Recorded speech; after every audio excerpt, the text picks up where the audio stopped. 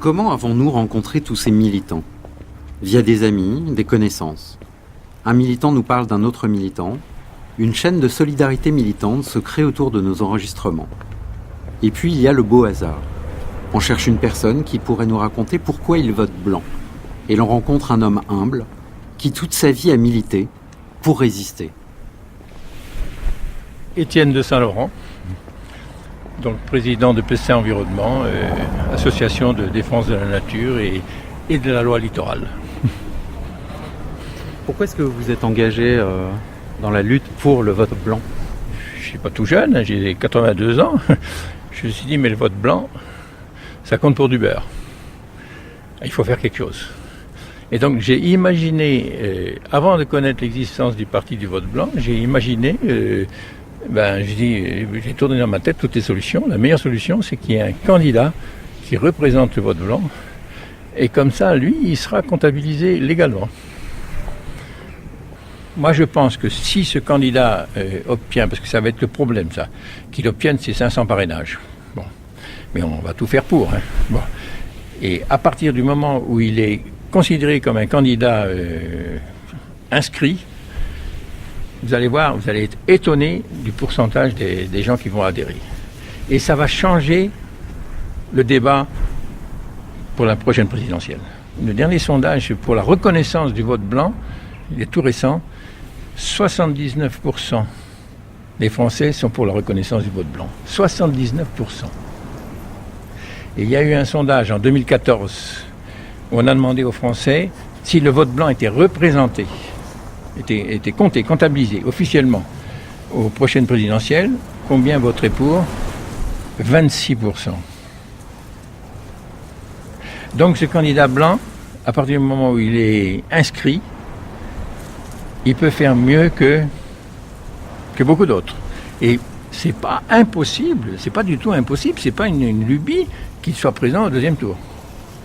Et alors là, ça serait une révolution démocratique.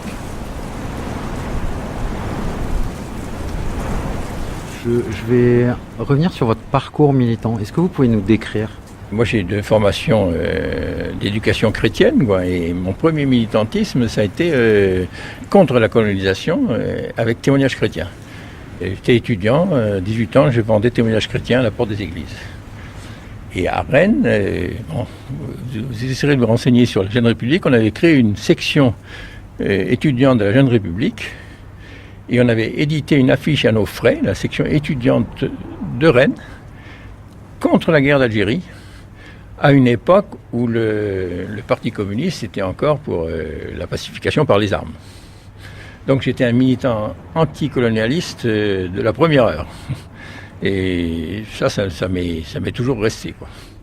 Alors peut-être qu'une des raisons, enfin je ne sais pas si je devrais vous dire ça, mais ma famille, j'ai une histoire un peu particulière parce que mon père était militaire, il est mort très jeune, mais surtout il y a eu un incident familial tragique puisque pendant la guerre, en 1942, il y a eu un avion anglais, allié, qui est tombé sur la plage de Saint-Efflam. Et ma mère a recueilli les aviateurs. Elle a été dénoncée et elle est morte en déportation à Ravensbrück, quoi. Bon, je pense que ça m'a marqué. Hein, et d'un autre côté, dans ma famille, on a toujours eu une tradition d'accueil, ça tombe bien en ce moment, là, on a toujours une tradition d'accueil des immigrés. Quand on était à Rennes, on recueillait des étudiants africains ou autres comme ça. Et on a toujours été très très accueillants vis-à-vis des étrangers dans ma famille.